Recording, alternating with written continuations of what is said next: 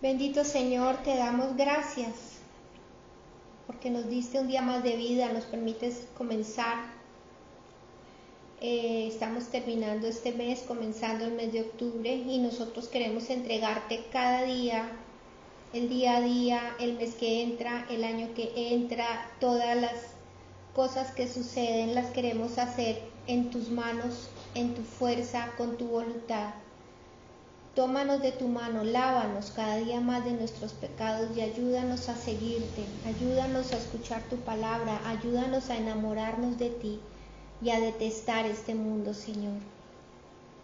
Hoy queremos clamar para que todos nosotros podamos aprender tu santa palabra, guardarla en nuestro corazón, vivirla y enseñarla a aquellos que no la conocen. Toma tu trono en esta hora. Permite que los que no han llegado puedan llegar, las personas que se han apartado, que se han enfriado, que están peleando contigo, Señor, ayúdalas. Pedimos por nuestros hijos, nuestras familias, para que seas tú glorificándote, por los que no tienen trabajo, por los que están pasando necesidad económica, los que están enfermos. Por todos te pedimos, Señor, pero por sobre todo que tengamos de ti, que te conozcamos y que siempre, pase lo que pase, nuestra confianza esté depositada en ti y nunca flaquee nuestra fe. Gracias, Señor Jesucristo. Amén. Amén. Amén. Nos corresponde hoy el capítulo 7 de Apocalipsis, pero vamos a ponernos un poquito en contexto para que sepamos qué está pasando. Bueno, de aquí en adelante ustedes van a empezar a ver que hay una alternancia entre escenas que ocurren en el cielo y escenas en la tierra. Igual también hay una alternancia entre lo que pudiéramos llamar la misericordia de Dios manifestada a los que le aman, junto con la muestra de lo que es la verdadera ira de Dios. Entonces, no pierdan de vista eso, no se dejen llenar de la atmósfera de la oscuridad que trata de hacer aparecer a Apocalipsis como una terrible tragedia. Esto es cierto que es muy fuerte, pero hay que mirarlo en el equilibrio de la palabra. El equilibrio, vuelvo, insisto, es que el Señor está continuamente ofreciendo misericordia, ofreciendo perdón a los que se arrepienten, pero a los que no, entonces les muestra su lado duro, que es la ira de Dios y del Cordero. En el capítulo 6 habíamos visto 6 sellos, quedó pendiente un 7º sello, porque quiero que comprendan también ese punto. Son 3 series de plagas, llamémoslo así, que el Señor envía sobre la tierra. Cada serie de esas tiene 7 componentes, entonces son 7 sellos, 7 trompetas y 7 copas, pero se abren como en una especie de abanico. Empieza del 1 al 6 en una sucesión más o menos continua y rápida, pero el 7º, tanto sello como trompeta, es como si se hiciera un pequeño lapso en el cielo y en la tierra, y de ese 7º componente se desprende la siguiente tanda. O sea, me explico. Del 7º sello arrancan las 7 trompetas, y de la 7ª trompeta arrancan las 7 copas. No hay ninguna razón para que no consideremos esto en su sucesión cronológica, quiere decir, ordenado secuencialmente tal como está escrito. No habría que interpretarlo de otra manera. Dicho de otra forma, viene una primera tanda de 6 sellos que ya vimos en el capítulo 6. En el capítulo 8 se abre el 7º sello que despliega las 7 trompetas, y después la última trompeta despliega las 7 copas. Va a haber un aumento del clima. Cada tanda de estas 7 componentes es más y más intenso, más y más severo. pero Dios está dando tiempo a que se arrepienta la gente. Lo que ocurre es que cuando se llegue a la tribulación, y lo vamos a descubrir en cierto pasaje mucho más adelante, vamos a ver que son muy pocos los que se arrepienten y son muchos los que no se arrepienten, cosa que ya estamos empezando a ver. Estamos empezando a ver una dureza del corazón de las personas, tanto las que no se congregan cuando se les comparte el Evangelio y no quieren entrar a la congregación del Señor, como de la iglesia a las que se les exhorta a vivir espiritualmente, y tampoco hay arrepentimiento en muchísimos de ellos y prefieren continuar viviendo en la carnalidad. Es algo que está aumentando y por tanto tenemos que estar avisados y alistados contra esa epidemia que está llegando. Nos asusta más una epidemia de un virus físico, pero no nos asustan las epidemias espirituales.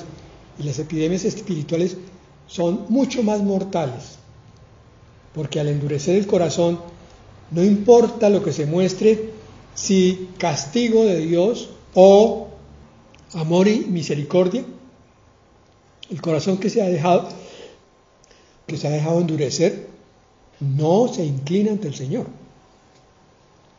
En el capítulo 6, en el versículo 6, nos habla de algo que debemos considerar para continuar aquí. Dice allí que miré y vi un caballo amarillo, versículo 8. El que lo montaba tenía por nombre Muerte, y el Hades lo seguía. Y les fue dada potestad sobre la cuarta parte de la tierra para matar con espada, con hambre, con mortandad y con las fieras de la tierra. No es muy claro ese versículo con lo que les voy a decir a continuación, pero la mayoría de los escatólogos están de acuerdo en interpretar este versículo de esta manera. Esta es la primera gran mortandad, la de Apocalipsis 6, 8. Aunque allí no dice que muera la cuarta parte de la tierra, se entiende que al serle dada potestad a la muerte y al Hades para matar con espada, con hambre, con mortandad y con las fieras de la tierra, sobre la cuarta parte, Mucha muerte. casi todos los estudiosos dicen que lo que ocurrió allí es que murió durante este periodo Mucha gente. la cuarta parte de los habitantes de la tierra. Valga decir, de 8.000 millones que ya habrá en esa época, ya murieron en esa primera tanda 2.000 millones de habitantes. El mundo está asustado porque el COVID está llegando apenas a 1 millón de muertos, cosa que tampoco es una noticia real ni verdadera. Están achacando muchos muertos al COVID, cuando en realidad es menor la mortalidad. Pero están asustados por 1 millón. Imagínense lo que serán 2.000 millones de muertos en los 3 primeros años y medio. La tribulación, les recuerdo, se divide en 2 partes. Toda la tribulación se llama así y dura 7 años. Pero la última parte se llama la gran tribulación. Entonces, los sellos que estamos mirando y las trompetas primeras, las 4 que vamos a ver en el capítulo 8, mañana, corresponden todo eso a la parte de los primeros 3 años y medio, o sea, el inicio de la tribulación. Ahora sí podemos mirar el capítulo 7 y de aquí vamos a sacar 4 grandes enseñanzas. Después de esto, versículo 1, vi 4 ángeles en pie sobre los 4 ángulos de la tierra, que detenían los 4 vientos de la tierra, para que no soplase viento alguno sobre la tierra, ni sobre el mar, ni sobre ningún árbol. Este primer versículo nos sirve para enfrascarnos en la primera enseñanza. No directamente con respecto a Apocalipsis, pero sí en términos generales para lo que es la vida en este planeta y en el universo. La enseñanza que sale de allí es que vemos que había 4 ángeles a los cuales les fue dada la orden de detener los vientos. Mediten en eso. 4 puntos cardinales son representación de todo el entorno de la Tierra. Cuando se apunta al norte, al sur, se está diciendo es de confín a confín. La figura aquí es que hay 4 ángeles que están controlando los vientos. La pregunta es, entonces, los huracanes, los tifones en los mares orientales y todos estos fenómenos atmosféricos que están azotando tan fuertemente a ciertas tierras, ¿serán algo espontáneo? ¿O la Biblia nos autoriza a pensar que es un control espiritual el que existe sobre los fenómenos atmosféricos? Lo cual quiere decir, en términos bíblicos, que nada ocurre por casualidad, y esa es la primera enseñanza. Porque si tú asimilas ese entender de ese concepto, vas a poder mirar tu propia vida como el entendimiento de una serie de decisiones espirituales que son o bien de Dios o bien de la oscuridad, pero que no hay enfermedad gratuita, no hay desastre gratuito, no hay pérdida gratuita, sino que todo está controlado en el mundo espiritual. El mundo espiritual es mucho más real que este mundo físico. Y la prueba es que vamos hacia el mundo espiritual. Pero el mundo espiritual no es como lo hemos imaginado tantas veces, así nebuloso, invisible, intangible, no se puede tocar, no. El mundo espiritual, cuando lo veamos nos vamos a sorprender porque va a ser una mezcla de esto físico con lo invisible y lo intangible, pero a un nivel mucho más real que el que estamos viviendo. Lo que nosotros estamos haciendo aquí con este estudio es preparándonos para vivir en ese mundo.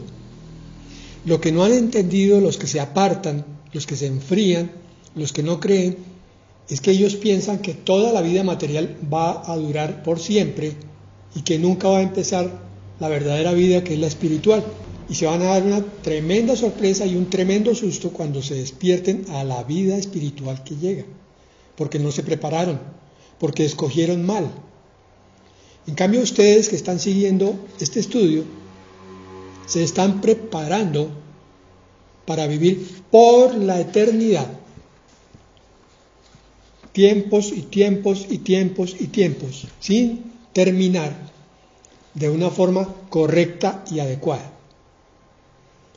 Pero eso tenemos que aplicarlo entonces también a nuestra vida cristiana, porque la verdad es que son demasiados los cristianos que oyen una palabra, pero que su vida es demasiado terrenal, demasiado material, porque no han tomado esos conceptos para su mente y su espíritu, y no han tomado decisiones de entender que las cosas que les pasan, todas son orquestadas o dirigidas en primera instancia en el mundo espiritual. Primero se realizan allá y después se concretan aquí. Primero se deciden y se van materializando mientras van viajando de allá del mundo espiritual a acá al mundo material. Cuando llega aquí esa orden, aquí se materializa. Pero el antecedente de todas nuestras cosas está allá. Miremos Hebreos 1, del versículo 2 al 3. Esta palabra creo que la voy a presentar con más profundidad más adelante, pero la tenemos que considerar hoy de todas maneras, porque es algo que te tienes que llevar en el corazón hoy como primera enseñanza. Hebreos 1:2. En estos postreros días nos ha hablado por el Hijo, a quien constituyó heredero de todo y por quien asimismo hizo el universo. Versículo 3. El cual, siendo el resplandor de su gloria y la imagen misma de su sustancia, hasta ahí nos está diciendo que Dios el Padre y Dios el Hijo son lo mismo. Pero dice algo aquí, quien sustenta todas las cosas con la palabra de su poder, y se está refiriendo al Hijo, habiendo efectuado la purificación de nuestros pecados por medio de sí mismo, se sentó a la diestra de la majestad en las alturas. Toma esa parte del versículo 3, quien sustenta todas las cosas con la palabra de su poder.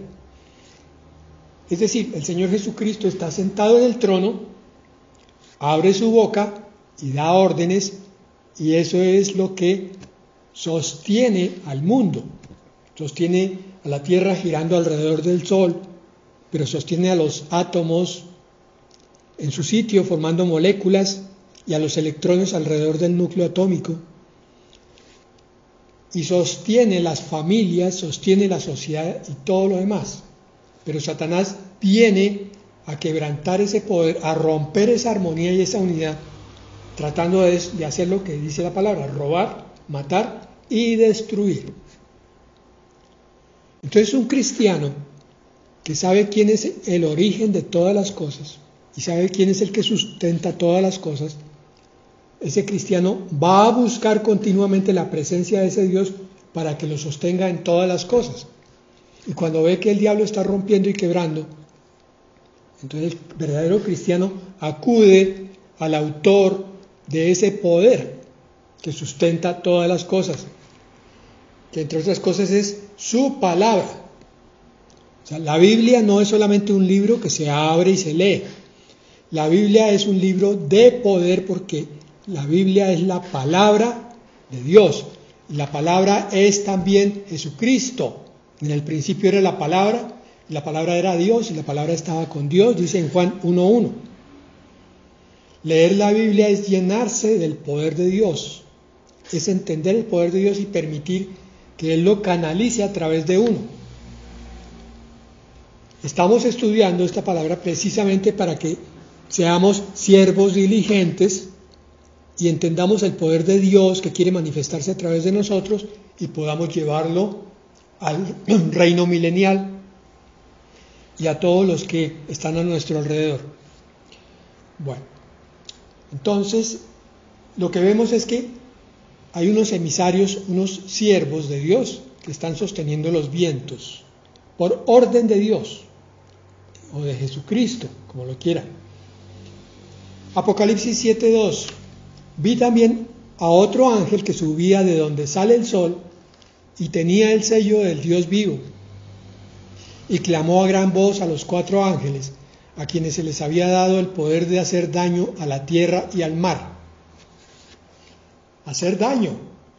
Son ángeles de parte de Dios. Estos no son satánicos, ni mucho menos. Pero estos ángeles, como emisarios de Dios, reciben órdenes también de Dios. El Señor tiene poder para hacer lo que Él quiera. Entonces no es solamente que Satanás esté llevando el caos a la humanidad, sino que el Señor también está llevando disciplina y trato a cada vida. Leamos Salmo 78, versículos 46 al 49. Aquí hay una lista de problemas que vamos a ver cómo termina. Se está refiriendo a lo que pasó en Egipto con Moisés antes de la salida de esclavitud. Versículo 46. Dio también a la oruga sus frutos y sus labores a la langosta. Sus viñas destruyó con granizo y sus higuerales con escarcha. Entregó al pedrisco sus bestias y sus ganados a los rayos. Envió sobre ellos el ardor de su ira, enojo, indignación y angustia, un ejército de ángeles destructores. Hay una discusión teológica sobre si Dios, siendo bueno, puede enviar el mal. Puede que dentro de esa discusión lleguemos a algo claro, y es que puede que no lo envíe Él, pero que lo permite, sí lo permite. Y el Señor lo hace no porque sea un Dios cruel, sino porque quiere sacudir a los inconversos y a los duros de corazón. De modo que esto es también válido para la iglesia. Esto no es solamente para los inconversos. Porque es necesario que la disciplina de Dios empiece por la casa de Dios, dice la palabra. Y este tiempo es un tiempo en el cual el Señor está empezando a ajustar cuentas con la iglesia. El Señor está cansado con la iglesia apóstata, la iglesia de evangelio de prosperidad, la iglesia de evangelio de solo bendición, pero nada de santidad y nada de pureza. Y muchos pastores van a empezar a caer. Unos porque corresponde por testimonio, como cayeron tantos mártires durante las persecuciones cristianas. Pero otros pastores van a empezar a caer porque ya el Señor les está empezando a tomar cuenta de su injusticia y de su iniquidad. Si eso es con los pastores, y ya hay por ahí una noticia que está dando vueltas sobre un pastor conocidísimo en Miami, que se está divorciando de su esposa. Sí, apóstol y profeta, apóstol. Un apóstol que enseñó mucho sobre prosperidad y ahora le cayó la roya, parece, porque su iglesia se silenció con la pandemia y ahora miren la otra situación. Tenemos que ser cuidadosos en ese sentido y andar como Dios quiere. ¿Cómo se anda correctamente con Dios? Primero con amor, amando a Dios sobre todas las cosas, teniéndolo en primer lugar antes que cualquier otra cosa. Pero segundo, temiéndolo. El amor y el temor tienen que ir de la mano, tienen que ir juntos. Con amor se obedece y con temor se evita el pecado. Y esa es la forma sabia de la vida cristiana que va camino a la santidad. El Señor aquí, ustedes pueden ver una cosa, Él podría haber mandado el castigo de una vez en forma definitiva, pero no lo hace. ¿Por qué? Porque Él solamente está tratando de sacudir corazones. Claro, mueren algunos, de acuerdo, pero otros quedan vivos para darles una oportunidad más a que se arrepientan. Apocalipsis 7:3 dice: no hagáis daño a la tierra, ni al mar, ni a los árboles, hasta que hayamos sellado en sus frentes a los siervos de nuestro Dios. Y oí el número de los sellados, 144,000 sellados de todas las tribus de los hijos de Israel. Miren claramente cómo está esto. Apocalipsis 7:3 y 7:4 son muy claros. Dice: hayamos sellado a los siervos de nuestro Dios, y después habla de unos escogidos de todas las tribus de los hijos de Israel. El papel de estos sellados, todo indica que va a ser el de predicar el Evangelio. Por tanto, requieren el poder del Espíritu Santo de una forma muy especial para que en medio de tanta persecución como la va a haber, estos sean valientes y abran su boca de todas maneras. En ninguna parte se dice que estos correspondan a unos escogidos de Dios en todo el planeta Tierra, como lo plantean los testigos de Jehová. Este es un versículo de muchísima controversia con ellos, porque ellos creen que de todos los testigos de Jehová solamente 144,000 van a entrar al cielo. Y si ustedes miran esos dos versículos, no hay de dónde sacar esa conclusión. Son escogidos para trabajar en la tierra hasta tanto que venga el Señor. Nos vamos a saltar los versículos 5, 6, 7 y 8 porque dicen lo mismo. Nombra a cada tribu, la tribu de Judá, y dice 12,000 sellados. La siguiente tribu, 12,000 sellados. En esos 4 versículos, hasta el 8, lo repite en forma reiterativa. Pero sí vamos a considerar entonces qué es eso de ser sellado. Efesios 1:13. Vamos a considerarlo ahora con respecto a nosotros. Yo ya aclaré, estos sellados son de Israel, pero es que el Señor está sellando ahora a sus escogidos mejor, con un propósito. Entonces vamos a entender qué va a hacer con los 144,000 sellados si entendemos lo que hace con nosotros. De paso, como introducción quiero decir lo siguiente: el ser sellado por Dios es algo grandioso,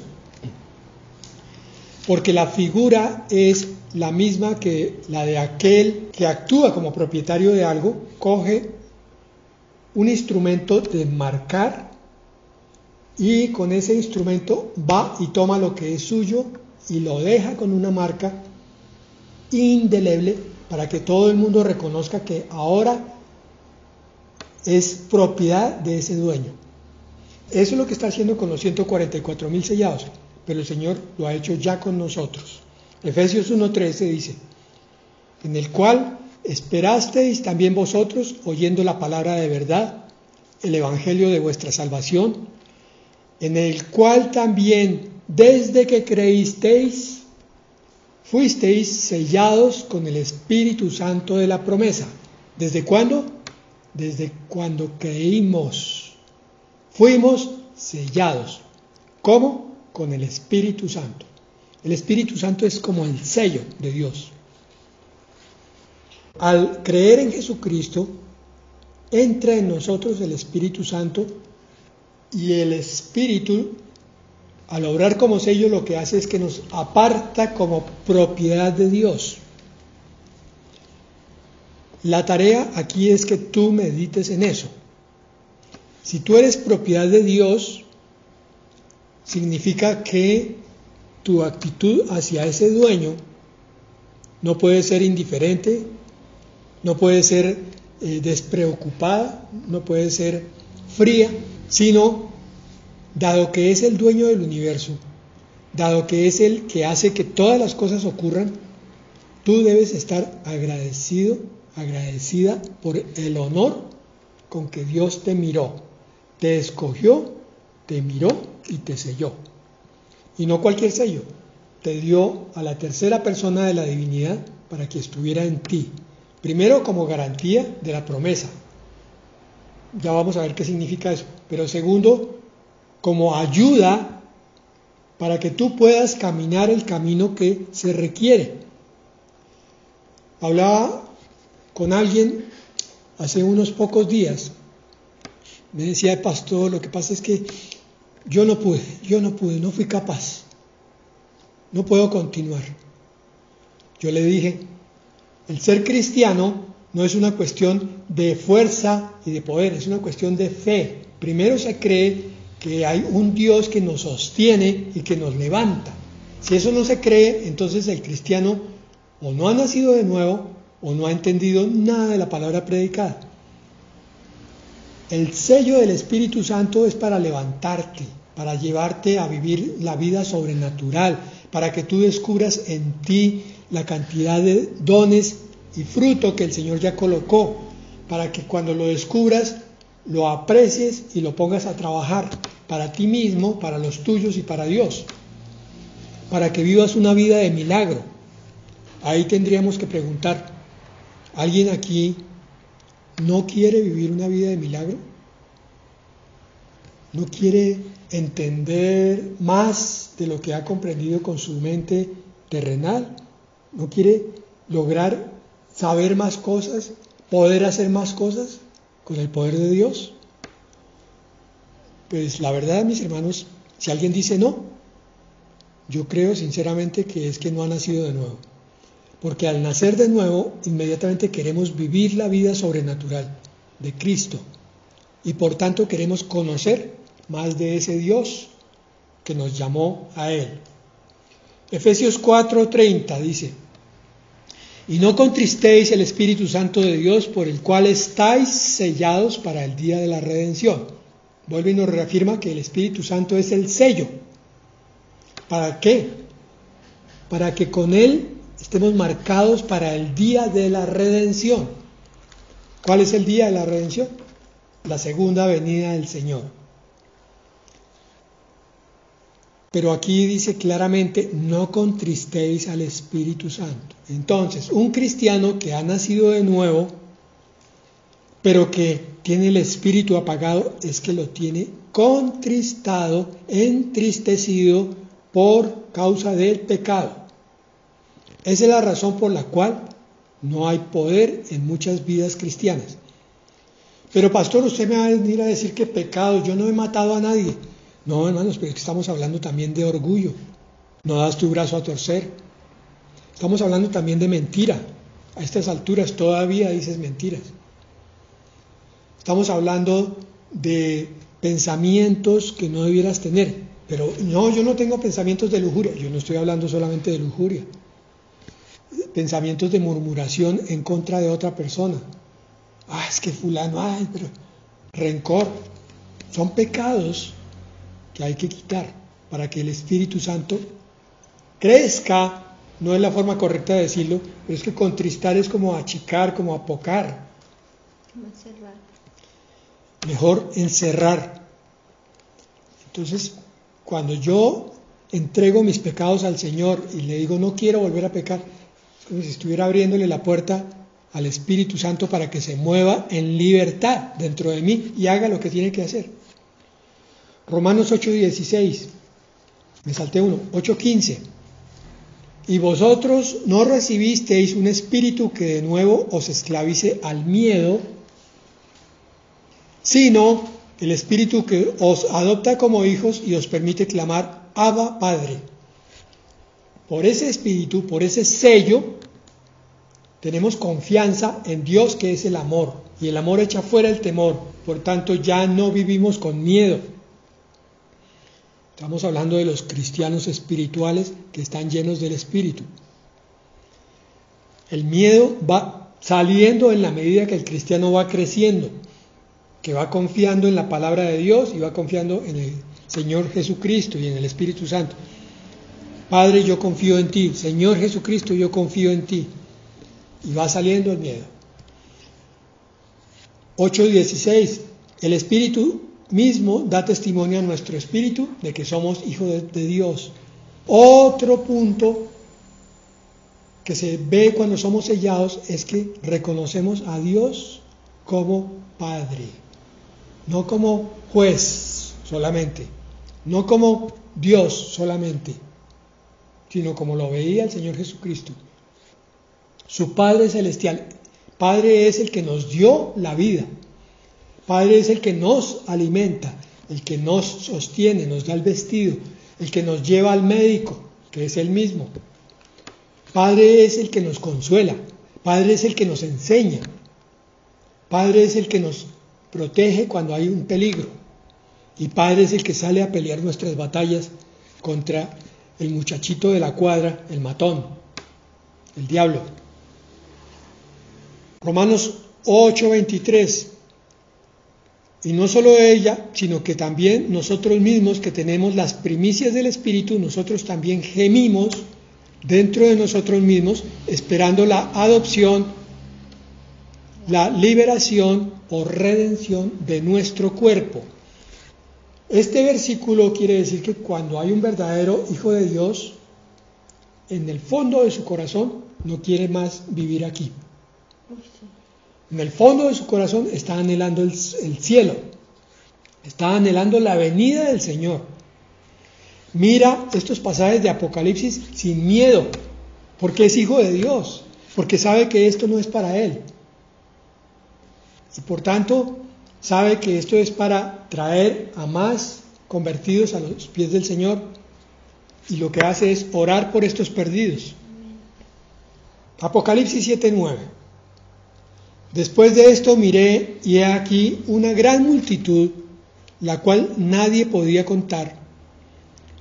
Una gran multitud. Vamos a ver quiénes son estos. Gran multitud que ya había nombrado en el capítulo 4, cuando se refería a los ancianos que estaban allí sentados en el trono.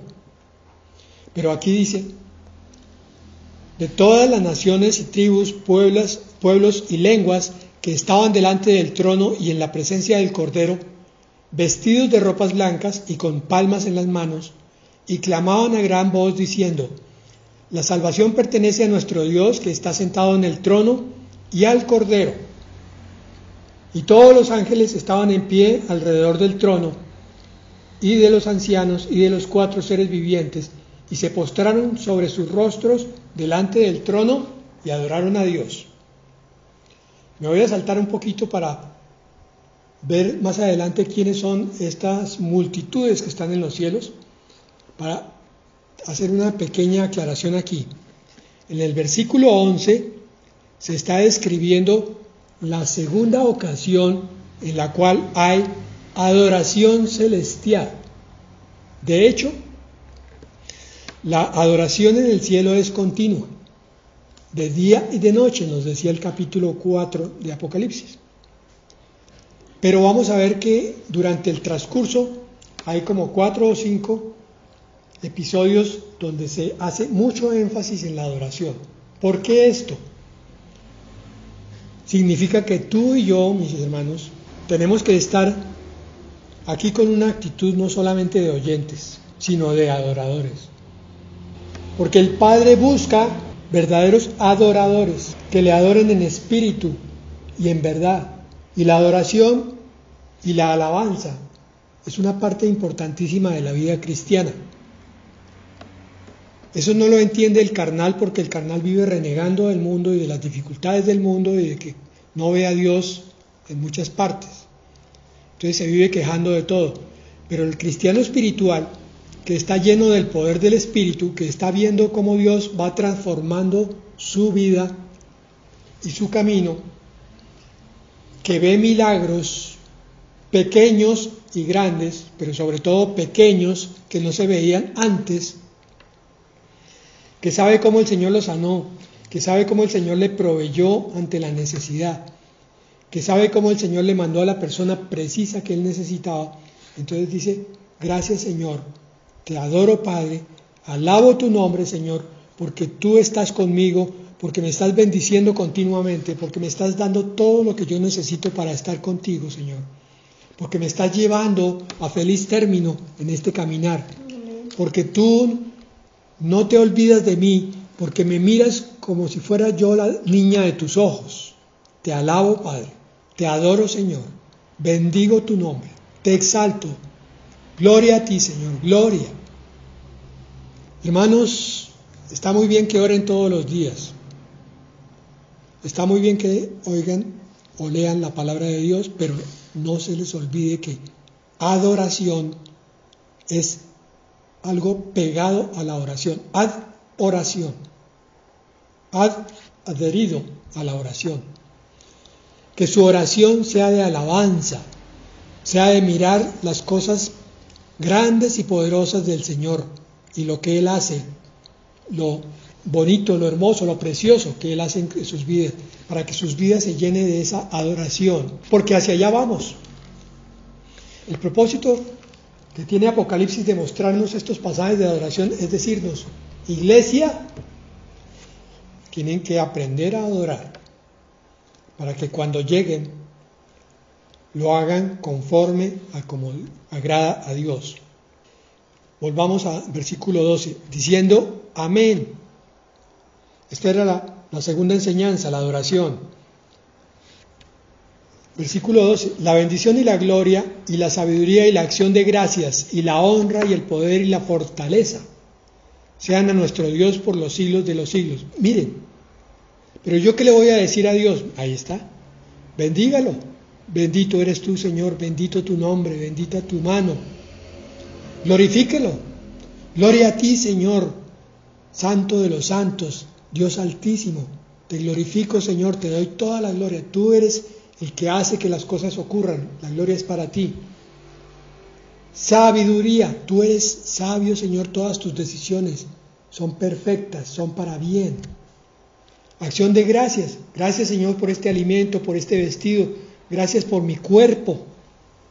Le faltan algunas cosas en funcionamiento adecuado, pero no importa, Señor, gracias, gracias. Tengo una cama, Señor, gracias. Tengo un techo, Señor, gracias. La honra, darle la honra a Dios es atribuirle todo lo que es de Él y no quitarle nada. El poder y la fortaleza. Versículo 13, entonces uno de los ancianos habló diciéndome: estos que están vestidos de ropas blancas, ¿quiénes son y de dónde han venido? Vamos a aclarar la duda que teníamos. 7:14. Yo le dije: Señor, tú lo sabes. Y él me dijo: estos son los que han salido de la gran tribulación. y han lavado sus ropas y las han emblanquecido en la sangre del Cordero.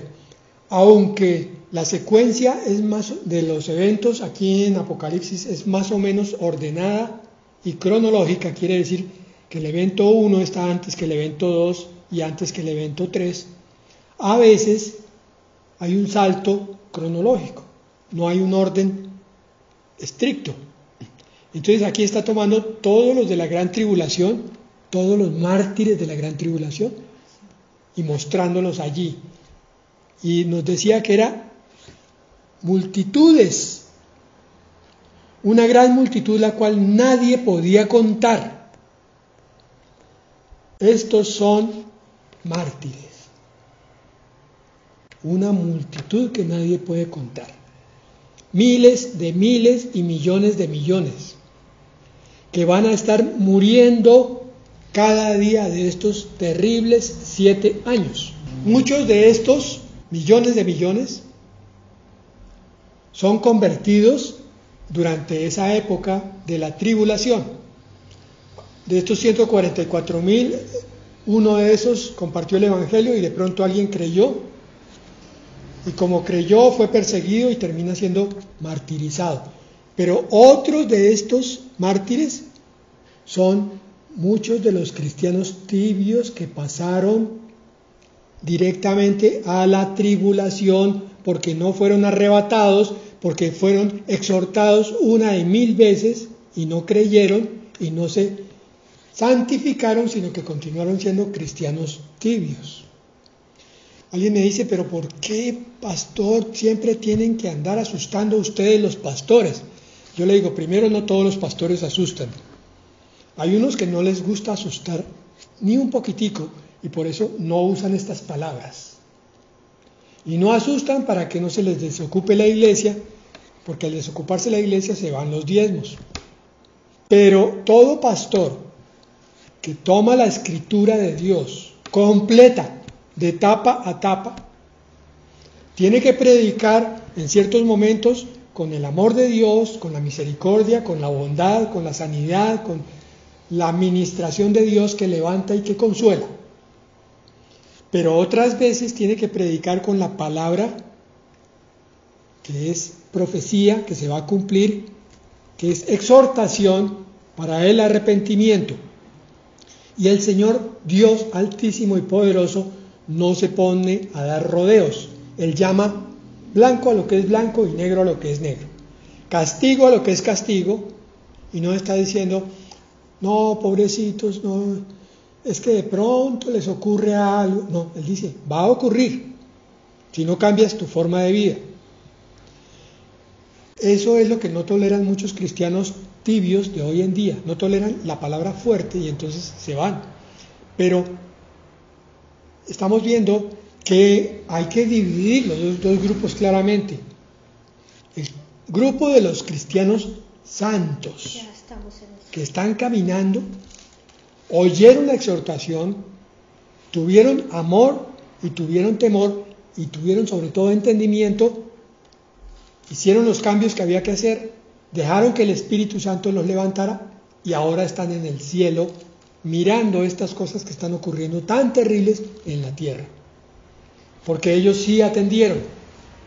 Los que no atendieron es porque tienen un corazón duro, egoísta o amante de ciertas cosas de la tierra, sea pereza, sea comodidad, sea dinero, sea sexo, sea lo que sea. Y por eso no quisieron cambiar. Querían tener un poquito de tranquilidad de conciencia, entonces se reunían para calmar conciencia en una congregación, pero después se iban al mundo a pecar. Esos se quedaron. Y esos que se quedaron son los que van a ser martirizados. ¿Por qué te estoy contando todo eso? Para que tú, que eres cristiano espiritual, exhortes a los cristianos carnales que tienes a tu alrededor y también a los incrédulos. Miren la otra enseñanza aquí en Apocalipsis 3:18. Por tanto yo te aconsejo que de mí compres oro refinado en fuego. Eso se lo decía el Señor a la iglesia de la Odisea, la iglesia tibia, ¿se acuerdan? La iglesia que iba a ser vomitada. Aquí estamos viendo el vómito del Señor Perdón que lo diga así como tan feo, pero es así. El Señor los vomitó, se quedaron para la tribulación y ahora están pasando por el oro refinado en fuego. Están sacando oro de sus vidas a través del fuego del sufrimiento. Para que seas rico, y vestiduras blancas para vestirte. A la iglesia de la Odisea se le exhortó antes de todo esto, pero muchos no quisieron oír. Mateo 16:25. Porque cualquiera que quisiere salvar su vida la perderá, y cualquiera que perdiere su vida por causa de mí la hallará. Estos cristianos tibios quisieron ganar su vida, es decir, vivir bien su vida aquí en la tierra, terminaron perdiéndola durante la tribulación, pero al fin encontraron a Cristo. Pero nos explica mejor todavía Juan 12:25, ¿cómo es eso de perder la vida para hallarla?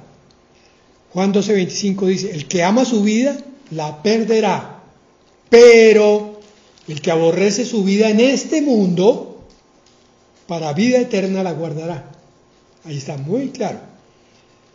Aborrecer la vida en este mundo no es decir, qué vida tan desgraciada que me tocó a mí. No, es, Señor, bendito eres tú, te alabo por el desayuno, por el almuerzo, por la comida, pero Señor, quiero estar contigo.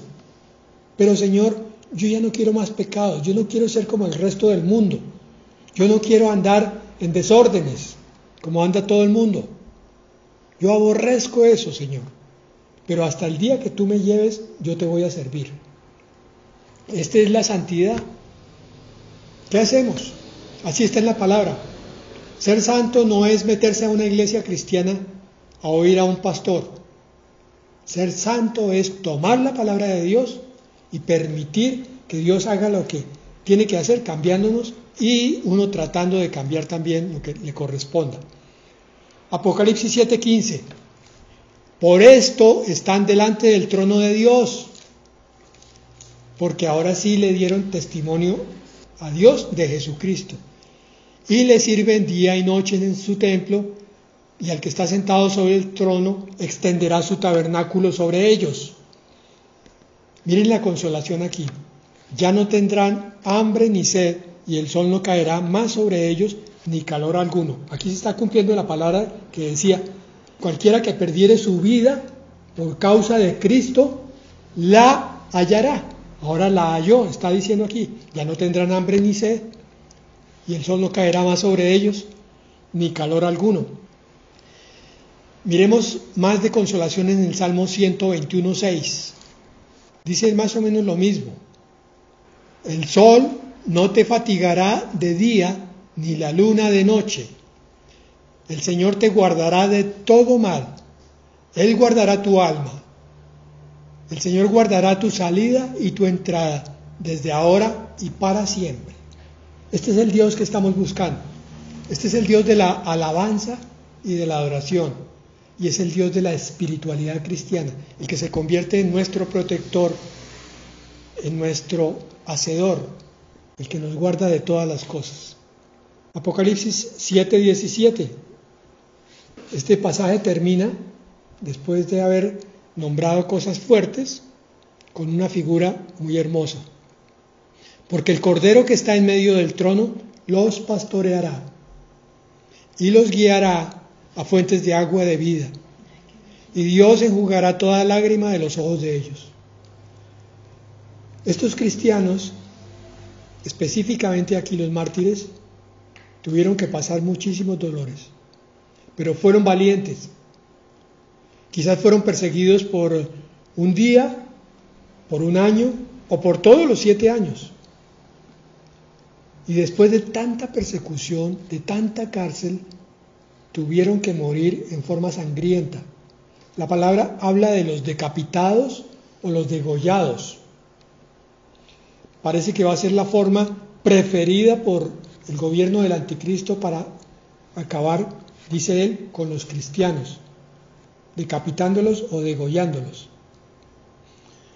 Y estos tienen que sufrir esa muerte espantosa, pero la aceptan valientemente para que al final entonces reciban toda la recompensa de parte del Señor, porque de aquí en adelante ya no habrá ni un solo dolor más, Dice en Isaías 49:8, y terminamos con él, desde el 49:8 hasta el 10. Este consuelo para los mártires es el consuelo para nosotros también, porque aunque nosotros no hemos tenido que padecer hasta la muerte, sí hemos tenido muchos dolores, mucha persecución de parte del diablo mismo, ataques, problemas, enfermedades, tristezas, pérdidas, dificultades económicas. Si eso es ahora, ustedes se pueden imaginar lo que será en la tribulación, pero el consuelo es igual para nosotros. Dice, en tiempo aceptable te oí y en el día de la salvación te ayudé, te lo dice a ti te escogí y te salvé, te saqué de Egipto, de tus pecados, de tu soledad, de tu tristeza y amargura. Y continúa diciendo, y te guardaré y te daré por pacto a las naciones o al pueblo. A ti el Señor te escoge, no solamente, perdóneme que repita tanto esto, pero no es para que oigas sermones, no es para eso que te escoge. El Señor te escoge para volverte parte de su pacto. Te daré por pacto. Él va a llegar a hacer pacto con otros que eran incrédulos como lo fuiste tú, pero a través de ti tú vas a ser señal del pacto. Para que restaures la tierra, para que heredes asoladas heredades, posesiones. El Señor nos está preparando, nos está llenando de su poder y de su espíritu para que hagamos esto, restaurar la tierra, o sea, empezar a restaurar lo que tenemos más cerca a nosotros, que es nuestra casa, a través de lo que Él quiere hacer en ti. Versículo 9, para que digas a los presos, salgan, y a los que están en tinieblas, muéstrense. Igual al ministerio del Señor Jesucristo, abriendo las puertas de las cárceles y quitando las cadenas. En los caminos serán apacentados y en todas las alturas tendrán sus pastos. Versículo 10. No tendrán hambre ni sed, ni el calor, ni el sol los afligirá, porque el que tiene de ellos misericordia los guiará y los conducirá a manantiales de aguas. Cerramos entonces este capítulo considerando esa visión. Estamos caminando por fe, con muchas dificultades y luchando cada día para mantenernos creyendo. Pero la promesa es que cuando estemos en la eternidad ya no vamos a tener que andar por fe, sino por vista directa. Vamos a ver a aquel que nos consuela, que nos levanta y que nos va a hacer entender que cada uno de los sufrimientos y dificultades que tuvimos en esta vida tenía un propósito, que no fueron accidentes fortuitos, que no ocurrió porque sí, sino que cada cosa tenía un propósito en tu crecimiento y en tu sabiduría, porque tú puedes ministrar a otros necesitados con la enseñanza que sacaste precisamente de ese momento difícil que viviste. Eso es lo que el Señor está queriendo hacer contigo, convertirte en un pequeño, parece muy atrevido, pero es igual, un pequeño Cristo en la tierra durante 3 años y medio predicando el Evangelio. Lo mismo que lo hizo Él, tú estás llamado a hacerlo. ¿Y por qué lo puedes hacer? ¿Porque tú eres digno? No, porque Cristo está en ti. Porque nosotros no tenemos la dignidad suficiente para ser enviados así, pero al Señor le place, por cuanto creímos en su Hijo. Entonces, la invitación hoy es a, primero, que consideres lo terrible que va a ser la situación en el futuro, en la tribulación, para que eso te mueva y te sacuda para compartir más de Dios a los necesitados. Segundo, que conozcas que tus dificultades todas tienen un propósito, que esos te están enriqueciendo, están sacando el oro que hay en ti. Tercero, que aprendas a adorar al Señor para que tu vida empiece a ser bendecida. Entre más adores y más alabes a Dios, más bendición vas a ver a tu alrededor. Cuando tú empiezas a reconocer al Dios eterno en todas las cosas, ese Dios se manifiesta más en todas tus cosas. Y bueno, eso es todo por hoy, hermanos. Les pido por favor que tomen decisiones en su corazón a partir de esta palabra. En el nombre de Jesús vamos a orar. Gracias, Señor, te damos en esta noche, nos hablaste, nos exhortaste y hemos visto, Señor, que aquí en el planeta, como dice tu palabra, en el mundo tendréis aflicción, pero confiad, yo he vencido al mundo. Esperamos, Señor, la glorificación de este cuerpo, esperamos ese reposo y ese descanso que tú nos darás cuando vengas por nosotros. Señor, bienaventurado el hombre que tiene en ti sus fuerzas y cuyo corazón están tus caminos. No importa que atravesemos valle de lágrimas, no importa que la lluvia llene los estanques, iremos de poder en poder y veremos a Dios en Sión cuando vengas por nosotros. Porque, Señor, mejor es un día en tus atrios que 1000 fuera de ellos. Escogería antes estar a la puerta de la casa de mi Dios que habitar en las moradas de maldad. Porque sol y escudo, oh Señor Dios, gracia y gloria darás tú siempre. No quitará el bien a los que andan en integridad. Señor de los ejércitos, dichoso el hombre que confíe en ti. Amén. Nosotros confiamos en ti, esperamos por completo en ti. Tú eres nuestra esperanza, el aire que respiramos, la razón por la que nos levantamos el día a día. Y tú eres nuestro futuro y nuestra esperanza. Bendito sea tu santo nombre. Tuya es toda la gloria, toda la honra y todo el poder. A ti te damos gracias, Señor. Y pedimos que esta palabra no se pierda, que caiga en buena tierra y dé fruto, fruto abundante. Gracias, Señor Jesús. Amén y amén. Amén.